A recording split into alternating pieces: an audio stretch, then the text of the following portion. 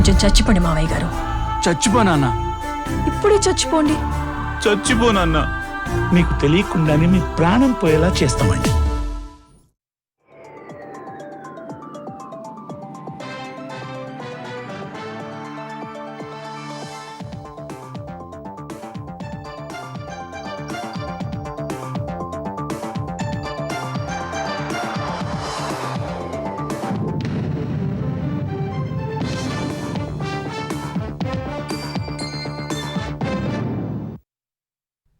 నమస్కారం, ఈటీవీ న్యూస్కి స్వాగతం. ముందుగా ముఖ్యాంశాలు. ఢిల్లీ పేలుడు కుట్రను ఛేదిస్తున్న దర్యాప్తు బృందాలు. డిసెంబర్ 6న భారీ దాడికి ఉమ్మర ప్రణాళిక వేసినట్లు వెల్లడి. టెర్రర్ మాడ్యూల్ అరెస్టుతో భగ్నం.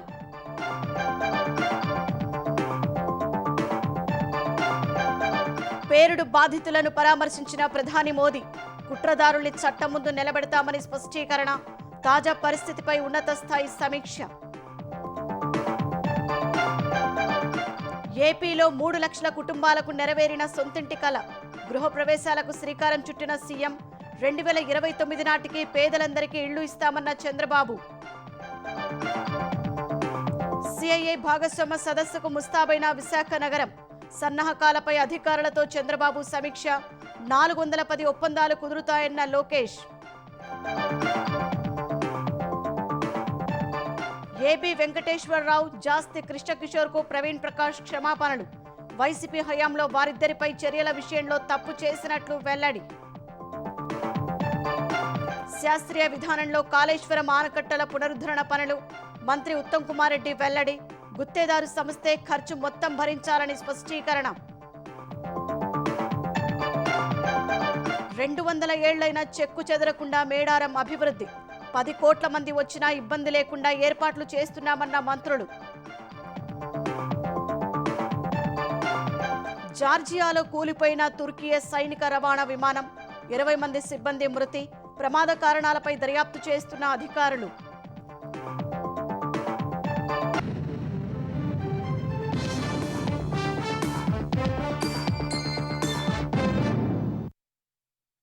దేశ ప్రజలను ఉలిక్కి పడేలా చేసిన ఢిల్లీ పేలుడు ఘటనలో కీలక విషయాలు వెలుగులోకి వస్తున్నాయి. ప్రధాన నిందితుడు డాక్టర్ ఉమర్ బాబ్రీ మసీదు ఘటన రోజైన డిసెంబర్ 6న పేలుళ్లకు ప్రణాళికలు చేసినట్లు దర్యాప్తులో తేలింది. మరోవైపు ఎర్రకోట వద్ద జరిగిన పేలుడు ప్రమాదవశాత్తు జరిగినట్లు తెలుస్తోంది. ఈ ఘటనలో ఫోరెన్సిక్ నిపుణుడు 40కు పైగా నమూనాలు సేకరించారు. వాటిలో 2 కార్ట్రిడ్జ్లు, 2 వేర్వేరు పేలుడు పదార్థాలు ఉన్నట్లు తెలిపారు. ఢిల్లీలో ఎర్రకోట వద్ద పేలుడుకు కారణమైన కారులో ఉన్న డాక్టర్ ఉమర్ నబీ డిసెంబర్ 6న ఉగ్రదాడికి ప్రణాళికలు చేసినట్లు దర్యాప్తు అధికారులు గుర్తించారు. ఫరీదాబాద్ ఉగ్ర మాడ్యూల్ ఘటనలో అరెస్టైన 8 మందిని, వారితో సంబంధం ఉన్న వారిని విచారించిన అధికారులు ఈ దాడి కుట్రలను ఛేదించారు. అయితే డాక్టర్ ముజమ్మిల్ అరెస్టుతో ఉమర్ ప్రణాళిక విఫలమైందని అధికారులు వెల్లడించారు. ఈ క్రమంలో ఉమర్ భయాందోళనకు గురయ్యాడని తెలిపారు. ఈ నెల 10 నాటి పేలుడు కూడా ప్రమాదవశాత్తు జరిగినట్లు తెలుస్తోంది. ఉమర్ ను ఇప్పటికే అరెస్టైన మరో డాక్టర్ ముజమ్మిల్ ఉగ్రవాదం వైపు ఆకర్షితుడు చేశాడని అధికారులు తెలిపారు. ఉమర్ ను తుర్కియా తీసుకెళ్లి అక్కడ ఉగ్రవాదం వైపు ఆకర్షితుడయ్యేలా ముజమ్మిల్ చేశాడని తెలిపారు. తుర్కియాలో వారు జైషే మహమ్మద్ ఉగ్రముఠా సభ్యులను కలిసినట్లు తెలుస్తోంది. తరువాత ammonium nitrate, sulphur, potassium nitrate వంటివి వారు సేకరించారని, వాటిని అల్ ఫలాహ్ విశ్వవిద్యాలయం పరిసర ప్రాంతాల్లో ఉమర్ నిల్వ చేసినట్లు తెలుస్తోంది. మరోవైపు డిసెంబర్ 6న ఉగ్రదాడి కుట్రపై ఇతర నిందితులకు ఉమర్ సమాచారం ఇచ్చినట్లు దర్యాప్తు అధికారులు తెలిపారు. వాహన ఆధారిత ఇంప్రూవైజ్డ్ ఎక్స్ప్లోజివ్ డివైస్ VBIED పేలుడుకు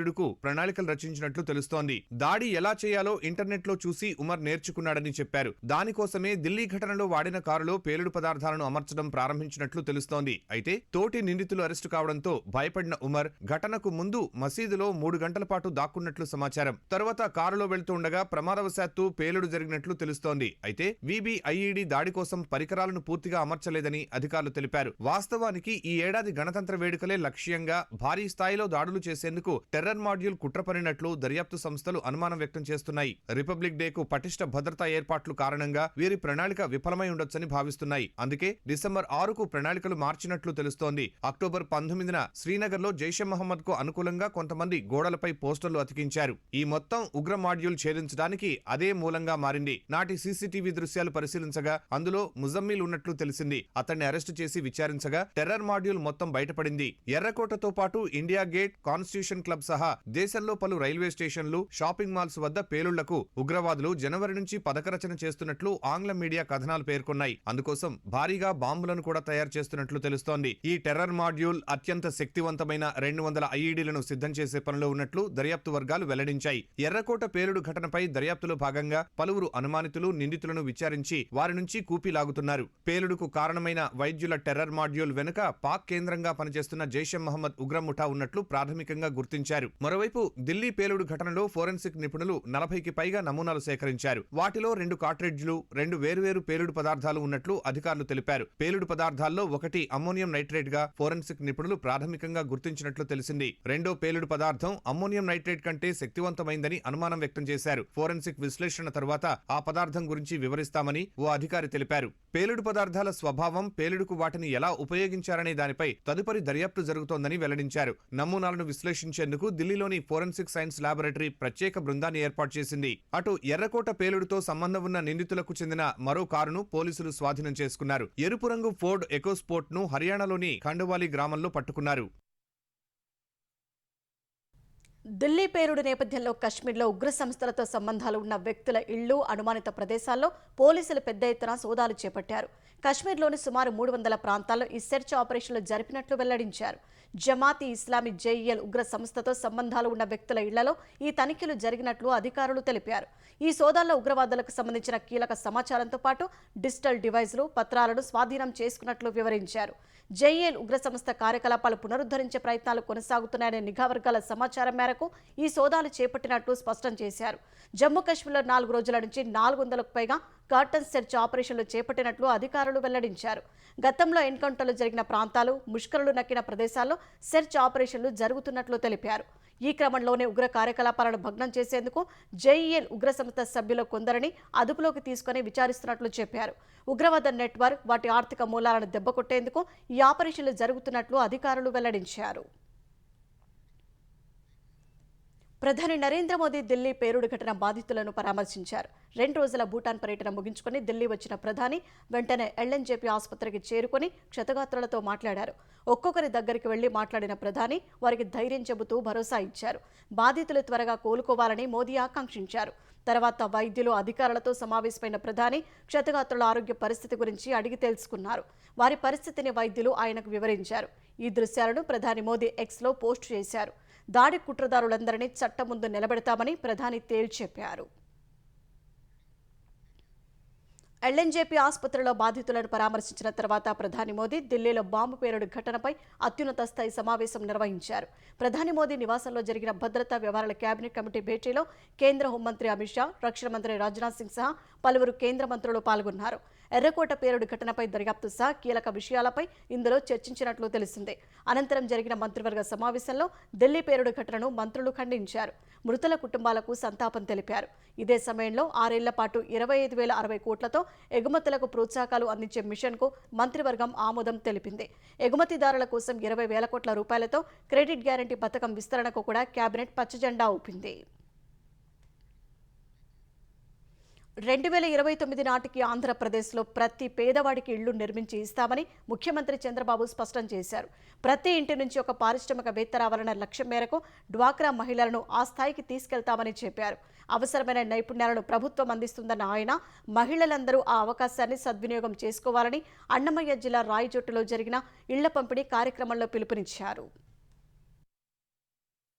ప్రధానమంత్రి ఆవాస్ యోజన ఎన్టీఆర్ గృహ నిర్మాణ పథకంలో భాగంగా 3 లక్షల గృహ ప్రవేశాలు చేసే కార్యక్రమాన్ని ముఖ్యమంత్రి చంద్రబాబు అన్నమయ్య జిల్లా చిన్నమండ్యం మండలం దేవగుడిపల్లిలో ప్రారంభించారు. ఏపీ వ్యాప్తంగా 3 లక్షల గృహ ప్రవేశాలను సీఎం వర్చువల్ గా ప్రారంభించారు. దేవగుడిపల్లిలో హేమలత, ముంతాజ్ బేగం ఇళ్లకు వెళ్లి గృహ ప్రవేశాలు చేయించారు. అక్కడే ప్రజావేదికలో పలువురు లబ్ధిదారులకు ఇంటి తాళాలు అందజేశారు. ఇల్లు లేని నిరుపేదలకు కూడా ఇంటి పట్టాలు అందజేశారు. కూటమి ప్రభుత్వం అధికారంలోకి వచ్చిన తర్వాత 7 లక్షల ఇల్లు మంజూరు చేస్తే ఈ 17 నెలల కాలంలో 3 లక్షల ఇళ్ల నిర్మాణం పూర్తి చేసి లబ్ధిదారులకు అందించామని తెలిపారు. 2029 నాటికి ప్రతి పేదవాడికి సొంత ఇల్లు ఉండాలనే లక్ష్యంతో పనిచేస్తున్నట్లు సీఎం పేర్కొన్నారు. ఇల్లంటే 4 గోడలు కాదు, ఒక కుటుంబానికి గౌరవం, ఒక చిరునామా. మీరెక్కడున్నారంటే వేరే వాళ్ళ ఇంటి పేరు చెప్పాలంటే మీకు నామోషిగా ఉంటుంది. 2029కి ప్రతి ఒక్కరూ మీ సొంత ఇంట్లో మీరుండేట్టుగా చేసే బాధ్యత ఈ ప్రభుత్వాన్ని. అదే నా ఆశయం. ఆ తర్వాత మీరు డబ్బులు సంపాదిస్తే మళ్ళా ఇల్లు కొట్టేసి కొత్త ఇల్లు కట్టుకోవచ్చు. అలాంటి కార్యక్రమానికి మనం ముందుకు పోదాం. కొందరు రైతులు సౌర పలకలు పొలాల్లో ఏర్పాటు చేసుకుని మిగులు కరెంటు కొనాలని తన వద్దకు వస్తున్నారని, దానికోసం కొత్త పాలసీ తీసుకొచ్చే ప్రణాళిక రూపొందిస్తున్నట్లు సీఎం తెలిపారు. రాష్ట్రంలోని సాగునీటి ప్రాజెక్టులను పూర్తి చేసి ప్రతి ఎకరాకు నీళ్లు ఇచ్చే విధంగా పనిచేస్తున్నట్లు చెప్పారు. ప్రతి ఇంట్లో ఒక పారిశ్రామికవేత్తను తయారు చేయాలన్న లక్ష్య సాధనలో డ్వాక్రా మహిళల పాత్ర కీలకమని పేర్కొన్నారు. ప్రతి ఒక్క నియోజకవర్గంలో ఎంఎస్ఎంఈ పార్కులు పెడతాం. ఆడబిడ్డలున్నారు, నేనే డాక్రా సంఘాలు పెట్టాను. తొందరలో మీలో చాలా మందిని పారిశ్రామికవేత్తలుగా తయారు చేసే బాధ్యత నాది. మీకు తెలిసిన పని పచ్చళ్ళు పెట్టడం, లేకుంటే చిన్న చిన్న పనులు చేయడం, ఏం చేయాలో చేయించే బాధ్యత నాది. అలాంటి ట్రైనింగ్ ఇప్పిస్తా. అది అందిపుచ్చుకునే బాధ్యత మా తెలుగింటి ఆడపడుచులని చెప్పి మరొక్కసారి తెలియజేస్తున్నా. ఆంధ్రప్రదేశ్ వ్యాప్తంగా మంత్రులు, ఇతర ప్రజాప్రతినిధులు గృహప్రవేశాల కార్యక్రమాల్లో పాల్గొని లబ్ధిదారులకు ఇళ్ల తాళాలు అందించారు. సిఐఏ భాగస్వామ్య సదస్సుకు విశాఖ సిద్ధమైంది. ఈ నెల 14-15 జరిగే సదస్సులో పాల్గొనేందుకు ముఖ్యమంత్రి చంద్రబాబు ఈ సాయంత్రం అన్నమయ్య జిల్లా రాయచోటు నుంచి నేరుగా విశాఖ చేరుకున్నారు. సదస్సు సన్నాహకాలపై అధికారులు, మంత్రులతో సమీక్ష నిర్వహించారు. విశాఖ నుంచే సీఎం వరుసగా ముఖాముఖీలు, సమావేశాలు, శంకుస్థాపనలు, ప్రారంభోత్సవాల్లో పాల్గొననున్నారు. భాగస్వామ్య సదస్సుకు వస్తున్న జాతీయ, అంతర్జాతీయ సంస్థల ప్రతినిధులతో రేపు వరుస భేటీలు నిర్వహించనున్నారు. సదస్సుకు ముఖ్య అతిథిగా ఉపరాష్ట్రపతి సిపి రాధాకృష్ణన్ వస్తున్నారు. వాణిజ్య శాఖ మంత్రి పీయూష్ గోయల్ సహా పలువురు పారిశ్రామిక ప్రతినిధులు సదస్సుకు హాజరు కానున్నారు.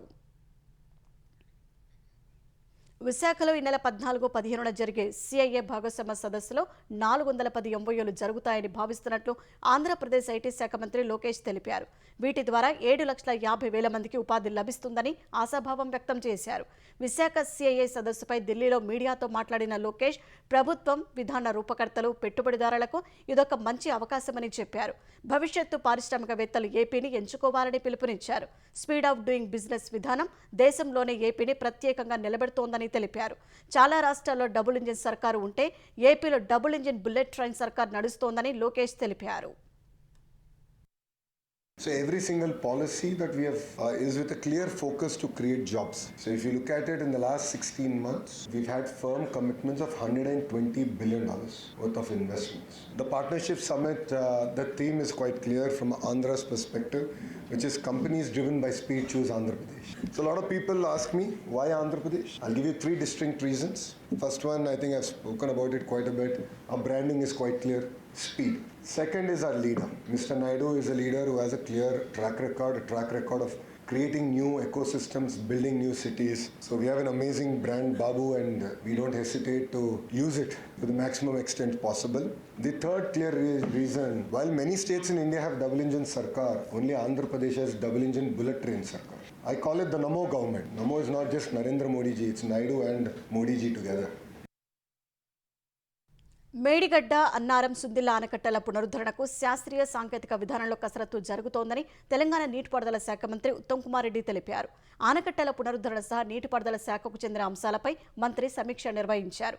మేడిగడ్డ ఆనకట్ట దెబ్బతినేందుకు అన్నారం, సుందిళ్లలో లీకేజీల గల కారణాలు, వైఫల్యాలను విజిలెన్స్, ఎన్డీఎస్ఏ, జ్యుడిషియల్ కమిషన్ నివేదికలు వివరించాయని గుర్తు చేశారు. రాజకీయ పరంగా ఇంజనీర్ల స్థాయిలో లోపాలు ఉన్నాయన్న ఉత్తమ్ ఆనకట్టలను సాంకేతిక విధానాలు సరిచేసేందుకు చర్యలు తీసుకుంటున్నట్లు తెలిపారు. నైపుణ్యం కలిగిన సాంకేతిక సంస్థలు, కన్సల్టెంట్ల సేవలు వినియోగించుకోవాలని నిర్ణయించినట్లు చెప్పారు. కన్సల్టెన్సీ సేవల కోసం పలు సంస్థలు ముందుకొచ్చాయని, ఐఐటి వంటి సంస్థలతో కలిసి పనిచేసే వాటికి ప్రాధాన్యం ఇవ్వనున్నట్లు చెప్పారు. కేంద్ర ప్రభుత్వ సంస్థ CWPRS అవసరమైన పరీక్షలు చేస్తోందని, వరద తగ్గిన వెంటనే జియోఫిజికల్, హైడ్రాలిక్ పరీక్షలు ప్రారంభమవుతాయన్నారు. కన్సల్టెన్సీల డిజైన్లను కేంద్ర జలసంఘం ఆమోదించిన తర్వాతే పనులు ప్రారంభమవుతాయని తెలిపారు. పరీక్షలతో పాటు పునరుద్ధరణ పనులకు అవసరమైన వ్యయాన్ని ఆనకట్టలు నిర్మించిన సంస్థలే భరించాలని ఉత్తమ్ స్పష్టం చేశారు. 10 కోట్ల మంది భక్తులు వచ్చినా ఎలాంటి అసౌకర్యం కలగకుండా మేడారం జాతరకు ఏర్పాటు చేస్తున్నామని తెలంగాణ రెవెన్యూ శాఖ మంత్రి పొంగులేటి శ్రీనివాసరెడ్డి తెలిపారు. 200 ఏళ్ల వరకు అభివృద్ధి చెక్కు చెదరకుండా పనులు చేయిస్తున్నామని చెప్పారు. మేడారం వనదేవతల క్షేత్రంలో జరుగుతున్న అభివృద్ధి పనులను మంత్రులు పొంగులేటి శ్రీనివాసరెడ్డి, అడ్లూరి లక్ష్మణ్, కొండా సురేఖ, సీతక్క పరిశీలించారు. సమ్మక్క సారలమ్మ గద్దెలను దర్శించుకుని ప్రత్యేక పూజలు చేశారు. అనంతరం అధికారులతో మంత్రులు సమీక్ష నిర్వహించారు. తర్వాత మీడియాతో మాట్లాడిన పొంగులేటి నిర్దేశిత సమయానికి పనులు పూర్తవుతాయని చెప్పారు. గతంలో మేడారం ఎలాంటి అభివృద్ధికి నోచుకోలేదని కొండా సురేఖ అన్నారు. సీఎం రేవంత్ రెడ్డి హయాంలోనే అభివృద్ధి జరుగుతోందని చెప్పారు. అందరి సహకారంతో జాతరను విజయవంతంగా నిర్వహిద్దామని అడ్లూరి లక్ష్మణ్ పిలుపునిచ్చారు. మేడారంలో 90 రోజుల మిషన్తో పనులు చేస్తున్నట్లు సీతక్క వెల్లడించారు. ప్రతిపక్షాలు కానీ కొన్ని పత్రికలు కానీ దేవుని మీద రాజకీయాలు వద్దు, తప్పుడు వార్తలు వద్దు. ఒక 3 కోట్లతోటి మేము షెడ్ వేయాలని డిసైడ్ చేసి ఆ షెడ్ తీసుకొచ్చి ఫిట్ చేసినాం. అది 3 కోట్లు కాదు, కేవలం 50 లక్షల లోపు వర్క్. ఈ లోపు మాకు మాస్టర్ ప్లాన్ వచ్చింది. దాన్ని తీసి మళ్ళీ కాడ పెడుతున్నాం. దానికి తీయడానికి పెట్టడానికి మాత్రమే, అందులో వేరే రూపాయి ఇక్కడ కూడా వేస్ట్ కాలే. మేము ప్రతి రూపాయి జాతి బిడ్డలుగా బాధ్యతగా పనిచేస్తున్నాం. కొంతమంది వచ్చి ఇక్కడ బొందలు తీసిర్రు, ఇక్కడ అంత ఎడారి చేసిర్రు, ఇంకేదేదో వాగుతున్నారు. అవన్నీ వీడియోలు అట్లా దాచిపెట్టుకోండి. ఓ 10 రోజులు 4 రోజుల తర్వాత అప్పుడు ఏముంటుందో అప్పుడు చూడండి. వైసీపీ హయాంలో తన పనితీరు వల్ల సమాజం నుంచి తీవ్రమైన ప్రతిఘటన ఎదుర్కొన్నారని విశ్రాంత ఐఏఎస్ అధికారి ప్రవీణ్ ప్రకాష్ అన్నారు. మాజీ నిఘా విభాగాధిపతి ఏబి వెంకటేశ్వరరావు విశ్రాంత ఐఆర్ఎస్ జాస్తి కృష్ణకిషోర్ విషయంలో తాను తప్పు చేశారని ప్రవీణ్ ప్రకాష్ అంగీకరించారు. ఈ మేరకు వారికి బహిరంగ క్షమాపణ చెప్పారు. 2020లో నేను గవర్నమెంట్ ఆఫ్ ఆంధ్రప్రదేశ్లో ప్రిన్సిపల్ సెక్రటరీ ఆ టైంలో నా దగ్గర ఒక ఫైల్ వచ్చింది. ద ఫైల్ వాజ్ అబౌట్ ఒక disciplinary action, framing of charges against ABV Venkateswara Rao. File లో ఉన్న చార్జెస్ ఎట్లా ఉంది అంటే, not according to civil services conduct rule as recommended by DGP office, we may take action and initiate disciplinary action రాస్తాను. You are suppose to examine the file from the lens of ethics and morality. A.B. Venkateshwar Rao sir kakunda, had that file been about me, and if the same charges were approved by some principal secretary GAD, what I would have felt? Had I felt just or fair or not? Answer to this question of that file is, I would have not had that same charges being framed against me. I would have not felt fair and just. It resulted into huge not only sufferings for both A.B. Venkateshwar Rao sir and Krishna Kishore sir personally, వాళ్ళ family members కి at a personal level, at a social level. I realized it. నేను వాళ్ళిద్దరికి phone చేసి I said sorry to both of them. I think it's my duty also to publicly say sorry to both A.B. Venkateshwar Rao sir and Krishna Kishore sir. Please pardon me. Kaleshwaram ప్రాజెక్టుపై justice PC Ghosh commission ఇచ్చిన నివేదికను రద్దు చేయాలంటూ కేసీఆర్, హరీష్ రావు దాఖలు చేసిన పిటిషన్లపై విచారణను high court జనవరి 2వ వారానికి వాయిదా వేసింది. అప్పటి వరకు నివేదిక ఆధారంగా ఎలాంటి చర్యలు చేపట్టొద్దంటూ జారీ చేసిన మధ్యంతర ఉత్తర్వులను పొడిగించింది. జస్టిస్ ఘోష్ కమిషన్ నివేదికను రద్దు చేయాలంటూ కేసీఆర్, హరీష్ రావు పిటిషన్లు దాఖలు చేయగా మాజీ ప్రధాన కార్యదర్శి ఎస్కే జోషి, సీనియర్ ఐఏఎస్ స్మితా సబర్వాల్ వేర్వేరుగా పిటిషన్లు దాఖలు చేశారు. వాటిపై ధర్మాసనం విచారణ చేపట్టగా కౌంటర్ దాఖలు చేయడానికి ప్రభుత్వ తరపు న్యాయవాది గడువు కోరారు. ఫలితంగా ప్రభుత్వానికి 4 వారాల గడువు ఇచ్చింది. ప్రభుత్వం దాఖలు చేసిన కౌంటర్పై సమాధానం ఇవ్వడానికి పిటిషన్లకు మరో 3 వారాల గడువు ఇస్తూ విచారణను వాయిదా వేసింది. ప్రముఖ సినీ నటుడు అక్కినేని నాగార్జున కుటుంబంపై గతంలో చేసిన వ్యాఖ్యలను ఉపసంహరించుకుంటున్నట్లు తెలంగాణ దేవాదాయ శాఖ మంత్రి కొండా సురేఖ చెప్పారు. నాగార్జున మనోభావాలను దెబ్బతీయాలనే ఉద్దేశం తనకు లేదని ఎక్స్ వేదికగా వెల్లడించారు. ఆయన కుటుంబ సభ్యులను నొప్పించాలని కానీ వారికి అపకీర్తి కలిగించాలనే ఉద్దేశం తనకు లేదని వివరణ ఇచ్చారు. నాగార్జున కుటుంబంపై తాను చేసిన వ్యాఖ్యల్లో ఏదైనా పొరపాటు ఉంటే అందుకు చింతిస్తున్నారని పేర్కొన్నారు. కాంగ్రెస్ అధిష్టానంతో మరోసారి మాట్లాడి స్థానిక సంస్థల ఎన్నికలకు వెళ్తామని తెలంగాణ పీసీసీ అధ్యక్షుడు మహేష్ కుమార్ గౌడ్ చెప్పారు. 2-3 రోజుల్లో అందరం కూర్చొని మాట్లాడుకుని ఈ విషయంలో ముందుకు వెళ్తామన్నారు. బీసీలకు 42% రిజర్వేషన్లకు చట్టబద్ధత కల్పించాలని అనుకున్నప్పటికీ కేంద్రంలోని బీజేపీ అడుగడుగునా అడ్డం పడుతోందని మహేష్ గౌడ్ ఆరోపించారు. గాంధీభవన్లో మీడియా ప్రతినిధులతో ఇష్టాగోష్ఠిగా మాట్లాడిన మహేష్ గౌడ్ తెలంగాణలో మరోసారి వచ్చేది కాంగ్రెస్ ప్రభుత్వమేనని తెలిపారు. 10 ఏళ్లు కాంగ్రెస్ ప్రభుత్వానికి ఢోకా లేదని చెప్పారు. జూబ్లీహిల్స్ ఉప ఎన్నికల కాంగ్రెస్ విజయం ఖాయమన్న ఆయన మంత్రులతో పాటు ఇన్ఛార్జి బాధ్యతలు ఉన్న ప్రతి ఒక్కరూ బాగా పనిచేశారని పేర్కొన్నారు. పోలింగ్ శాతం పెరగాల్సిందన్న మహేష్ గౌడ్ పట్టణ ప్రజలు యువత ముందుకొచ్చి ఓటు వేయాలన్నారు. ఎన్నికల్లో రిగ్గింగ్ చేయడం సాధ్యం కాదన్న ఆయన ఇది పాత జమానా కాదన్నారు. ఓడిపోతామనే బాధతో బీఆర్ఎస్ నేతలు మాట్లాడుతున్నారని విమర్శించారు. సోషల్ మీడియా ఫేక్ ప్రచారం తాత్కాలికం మాత్రమేనని, జూబ్లీహిల్స్ ఉప ఎన్నికలో పెయిడ్ యూట్యూబ్ ఛానల్స్ ద్వారా ఫేక్ సర్వేలకు బీఆర్ఎస్ పూనుకుందని ఆరోపించారు. జార్జియాలో తుర్కియేకు చెందిన సైనిక రవాణా విమానం కూలిపోయిన ఘటనలో 20 మంది సిబ్బంది మృతి చెందారు. అజర్బైజాన్ నుంచి తుర్కియే వెళ్తుండగా మార్గ మధ్యలో జార్జియాలోని సిగ్నాగి ప్రాంతంలో విమానం ప్రమాదానికి గురైంది. తుర్కియేకు చెందిన దర్యాప్తు బృందం ప్రమాద స్థలికి చేరుకుని విచారణ చేపట్టింది. జార్జియా అజర్బైజాన్ సరిహద్దులో సైనిక రవాణా విమానం C-130 కూలిపోయిందని తుర్కియే రక్షణ మంత్రి ఎక్స్లో పోస్ట్ చేశారు. విమానంలో ఉన్న మొత్తం 20 మంది మృతి చెందారని తెలిపారు. విమానం తమ గగనతలంలోకి ప్రవేశించిన నిమిషాల వ్యవధిలోనే దానితో సంబంధాలు తెగిపోయాయని జార్జియా వైమానిక శాఖ తెలిపింది. H-1B వీసా నూతన సంస్కరణలపై అమెరికా అధ్యక్షుడు డొనాల్డ్ ట్రంప్ స్వరం మార్చారు. అమెరికా శ్రామిక శక్తిలో కీలక స్థానాలను భర్తీ చేయడానికి ప్రత్యేక నిపుణులైన విదేశీ ఉద్యోగులను నియమించుకోవడం అవసరమని తెలిపారు. ఓ మీడియా సంస్థకి ఇచ్చిన ఇంటర్వ్యూలో మాట్లాడిన ట్రంప్ తమ వద్ద అనుకున్న స్థాయిలో ప్రతిభావంతులు లేరని అంగీకరించారు. అమెరికా ఉద్యోగులు బయట నుంచి వచ్చేవారి నుంచి నైపుణ్యాలు నేర్చుకోవాలని సూచించారు. సరైన శిక్షణ లేకుండా తయారీ, రక్షణ రంగాల్లో ముఖ్యమైన స్థానాల్లో నిరుద్యోగ అమెరికన్లను నియమించుకోలేమన్నారు. జార్జియాలోని ఓ ఫ్యాక్టరీ నుంచి పెద్ద మొత్తంలో విదేశీ కార్మికులను తొలగించడం వల్ల ఉత్పత్తుల తయారీలో ఇబ్బందులు ఎదుర్కొంటున్నట్లు తెలిపారు. అమెరికన్ కార్మికుల వేతనాలను పెంచడానికి తాను మద్దతిస్తానన్న ట్రంప్ దేశంలో పారిశ్రామిక, సాంకేతిక రంగాలను మరింత ముందుకు తీసుకువెళ్లాలంటే విదేశీ ప్రతిభను ఉపయోగించుకోవాల్సి ఉంటుందన్నారు. దక్షిణ కొరియా నుంచి వచ్చిన కార్మికులు బ్యాటరీలు తయారు చేయడంలో చాలా ప్రతిభ కలిగి ఉంటారని, అలాంటి పరిశ్రమలకు ప్రత్యేక నైపుణ్యం అవసరమని తెలిపారు.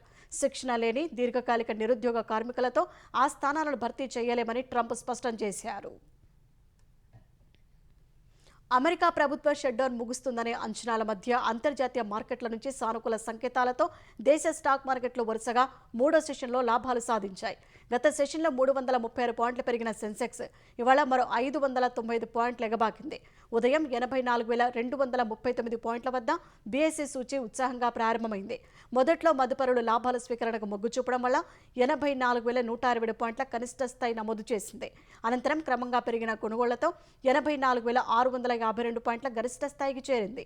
చివరకు 84,466 పాయింట్ల వద్ద స్థిరపడింది. జాతీయ స్టాక్ ఎక్స్చేంజ్ సూచీ నిఫ్టీ 181 పాయింట్లు పెరిగి 25,876 వద్ద ముగిసింది. బెట్టింగ్ యాప్ల వల్ల జీవితాలు పాడైపోతున్నాయని, యువత వాటికి దూరంగా ఉండాలని సినీ నటుడు ప్రకాష్ రాజ్ కోరారు. వాటి గురించి ప్రకటనలు చేయడం తప్పేనని అంగీకరించారు. 2016లో తాను ప్రకటనలు చేసినప్పుడు తెలంగాణలో ఇంకా బెట్టింగ్ యాప్స్ ప్రారంభం కాలేదని, అది గేమ్ మాత్రమే అనుకుని ప్రకటనలో పాల్గొన్నట్లు తెలిపారు. ఆన్లైన్ బెట్టింగ్ యాప్స్ ప్రచారం కేసులో సిట్ నోటీసుల మేరకు హైదరాబాద్ లక్డికాపూర్లోని సిఐడి కార్యాలయంలో విచారణకు ప్రకాష్ రాజ్ హాజరయ్యారు. బెట్టింగ్ యాప్ స్కామ్లో తన భాగస్వామ్యం లేదని సిట్కు చెప్పినట్లు ఆయన వెల్లడించారు.